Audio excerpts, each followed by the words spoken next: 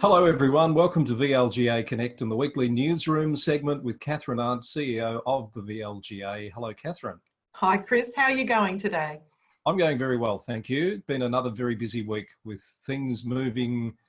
As I say, it's a moving feast, left, right and centre. Things are changing, aren't they? And it just shows you how we need to be flexible and agile in a modern world.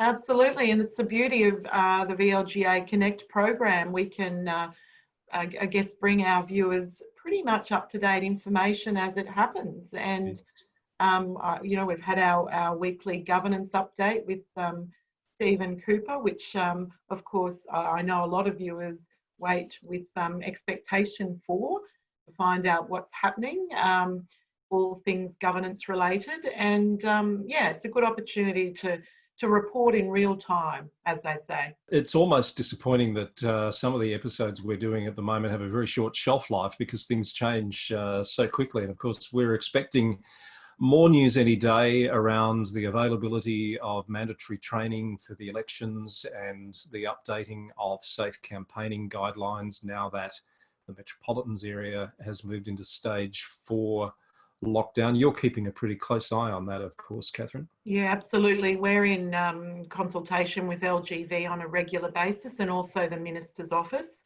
We were, of course, expecting the mandatory training to come out perhaps earlier this week. It makes perfect sense to me that the government is now, I guess, waiting to release that training. At the same time, they're able to release the safe campaigning guidelines, which are currently sitting with the Department of Health and Human Services, just to cross-check them against the recently introduced stage 4 restrictions. It makes perfect sense that they come out at the same time. Now, I would think that most people appreciate that whilst the sector is waiting anxiously for this information, the Chief Health Officer is extremely tied up with a number of matters and may not be able to get to this as quickly as some people would hope. Yes, you can understand why it might not be at the very top of his priority list, or that of the Premier for that matter, who I think has done something like 37 press conferences straight, which is, I think, a pretty amazing performance for a political leader. Extraordinary. I think it could be 38 actually. I might have read that stat, but when you get to that number, they must all be flowing into one. Just about, yes. Could we indulge in a bit of speculation? Because there are some, from some quarters, people are saying, well, stage 4 means surely the minister's going to call off the election. What do you think would be going through I guess, the minister's minds in terms of options? Yeah, look, I've been following some of those discussions, and also, of course, I'm aware that there has been a campaign, or, for a little while now, calling for a deferral and using the New South Wales local government elections as a deferral as an example. Of course, in New South Wales, they had attendance voting. So the environment was different there. In Victoria, we have postal voting. The advice has been consistent from the government, and that is that the elections will proceed on October the 24th on the basis that it is safe to do so. And that has been the advice to date from the Chief Health Officer and the VEC. Now, of course, if that were to change, if that advice were to change, then the government would have to seriously consider a deferral process if they received advice that it was unsafe to proceed. Now, that decision would be primarily based on the fact that the VEC, and we heard from the Commissioner yesterday, actually has about 6,000 staff in the workforce, many of which are volunteers, I understand, who will be required to support an election process. So from the VEC's perspective, if they're unable to ensure the health and safety of those staff, and the Chief Health Officer deems that it perhaps is not safe to proceed, then the government would need to consider a deferral. So that's a very different issue, I've got to say, to some of the arguments I've heard for calling for a deferral, which have included things like oh, it's undemocratic, wouldn't be fair. We know for a fact that voters would be safe if they proceeded because we have postal voting. Candidates, I've been assured that through the VC guidelines and any other requirement would be able to nominate safely also. So it's really not so much around that democracy, because we can't stop democracy. In fact, some might argue that deferring the election is undemocratic, Kathryn. Oh, absolutely. And I've seen a lot of conversations out there in social media land from people in the community who have been campaigning, who are looking forward to their opportunity to participate. The term is 4 years. Unfortunately, we find ourselves now in this I guess, unprecedented environment. And what we need to do is not stop democracy or democratic processes, but rather find different ways that we can engage in those. And I think, you know, we've all demonstrated our resilience and our agility to do that. But I think it's worth having that conversation just so we're really clear about what would be going through the mind of the state government at the moment. And then let's assume that all of that came down on the side of, no, it's not safe to proceed with elections for the 24th of October. Then the question becomes, defer till when? So that's another big issue to consider, isn't it?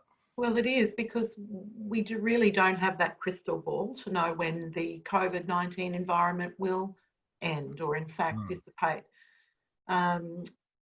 So I think there are quite a few considerations. It's certainly not something that the government can take lightly. And we've also got other more practical considerations with other democratic processes, such as the state election in 2022, I think, and how the VC coordinates perhaps the deferral of a local government election for how long, and then does that somehow, you know, blend into the next process. So there are many, many considerations. Yes, not simple at all, and I don't envy the people who are having to make those decisions.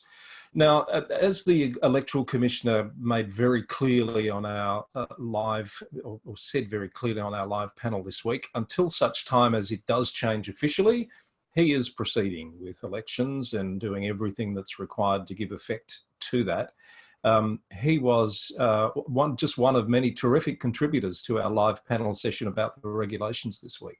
Yeah, that was a great discussion. I think we had about 60 people in the audience, and it was fabulous to have not only the Electoral Commissioner on that panel, but also the Acting Chief Municipal Inspector, who of course the Inspectorate have a very important role to play in local government.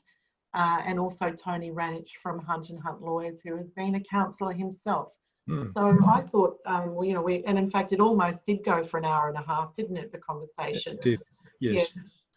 So that program or that panel discussion is available to those members who joined us. And if, of course, you're not a member of the VLGA, you're unable to access that, but you could certainly touch base with us, and for a small fee, we can share that. Yes, I think it's appropriate. It's a special edition with special information for the times that it be provided as a member benefit, which I know you've put a lot of thought into doing just in recent times. Also, the YCCC live panel this week, again, election related. I believe that went very well, and certainly is filling in some gaps, I think, to make sure that the Aboriginal community is well informed and part of the process. Yes, so we're very pleased to have Charles Pekana, an Aboriginal Victorian, leading that project on behalf of the VLGA. And we had our first live panel discussion yesterday. Steve Cooper was the presenter there to talk about, I guess, the intricacies of local government, what it's all about, what are the responsibilities of councillors. We had about 20 people in the room, predominantly Aboriginal Victorians, who were really interested to learn more about how they can participate in local democracy, whether that be as a voter or perhaps a candidate. So that was an excellent discussion, and we have another next week and the following week, I believe. So keep a lookout for those on our website. Indeed. Stay tuned, as we say in the classics. We'll also mention the candidate information workshops are continuing apace. We've been all around the state, and I feel like we're going back around again with no shortage of people wanting to know more about the process of being a candidate. Yes, and I think that even some of the questions we had at the live panel discussion with the Commissioner, VC Commissioner and Inspectorate the other day from even councillors who've been around for a little while, you know, those sessions are really useful just to update people's understanding and knowledge of the requirements of an election process, of being a candidate, what you can do, what you can't do. And that's why I think we have the ongoing interest, absolutely. And it's an opportunity to delve into the material a little bit, which of course you won't have the opportunity to do with the mandatory training when it becomes available. We've got some plans in the works for some more live panels and more special segments in the next few weeks. I don't know if you want to give us any hints there, Kathryn, or will we keep that as a surprise? Oh, look, I think we keep that as a surprise. Hopefully people are getting our regular weekly updates which do list the upcoming speakers and panels. I think we're aiming to do one on the circular economy. I think we've got the Red Tape Commissioner at some stage, also the Environment Sustainability Commissioner, if I've got that correct. We've got, yes, I think so. I can't recall when. We've got the new Public Sector Commissioner locked in for an interview, and we've got the Minister for Arts and Creative Industries, Martin Foley, going to join us as well. Yeah, so keep an eye out for those. You know, I just think useful segments to get your update on what's happening across so many agencies in Victoria. I think we must have spoken with just about every commissioner. In fact, I'm still waiting to hear back from the Border Commissioner. Yes, the cross-border. That reminded me, I'll have to follow that one up, because that's actually really relevant to the COVID-19 restrictions we find out. It certainly is. Kathryn, we might leave it there. If you've watched the governance update, you might have noticed there's a bit of a duck theme creeping into VLGA related activities at the moment. How's your duck going? Look, I haven't seen my duck for a while, but I must admit, when I did read the tag for that governance interview and I saw the reference to ducks, I immediately had to watch it because I wasn't sure where you were going. So I was pleased that my duck, Donald, didn't get brought into it. But, well, you never know. The duck that came home from the supermarket, we don't know what duck that was. I'll have to go out and check.